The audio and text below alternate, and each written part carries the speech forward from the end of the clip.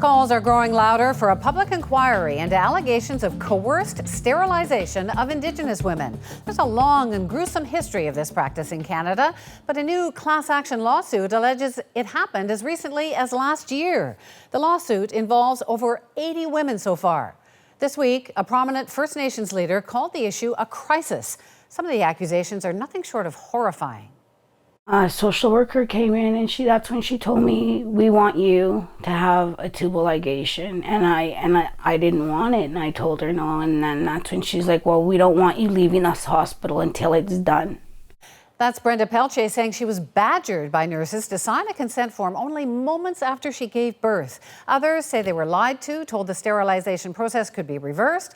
We know in some cases sterilization happens under the guise of concerns over family planning. In 2017, the Saskatoon Health Region acknowledged some of these allegations and apologized. There are laws protecting people from forced procedures, but experts say that isn't enough. And joining me to talk about all of this is Vice Chief of the Federation of Sovereign Indigenous Nations, Heather Bair. So, Heather, you've spoken to a lot of Indigenous women about what they say happened to them.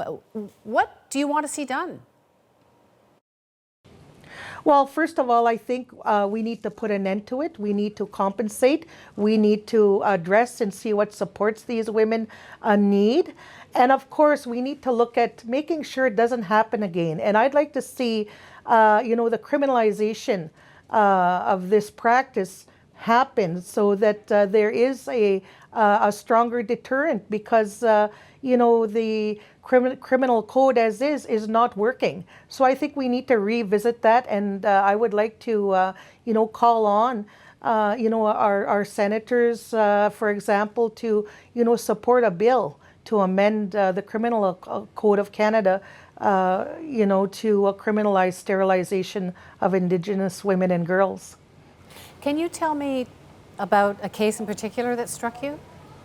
Well, they all strike me as very disturbing, but I know in one case a woman was begging for them to stop, and she could literally, smell the fire as she was her tubes were being cauterized, and it just a thought, and to imagine that happening, and her despair and the pain.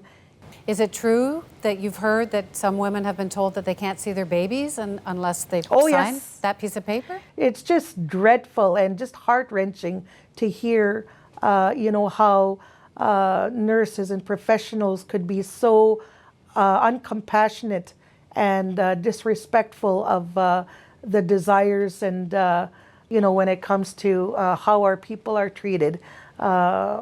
Not only with this issue, but other issues. But right now, this is a critical issue that needs to be addressed immediately and condemned. The Prime Minister speaks often of his commitment to righting wrongs for Indigenous people. Has he been supportive?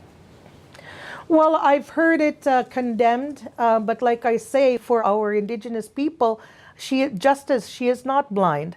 And that's where I'm kind of drawing the line here in terms of, what people say, what people do is more important.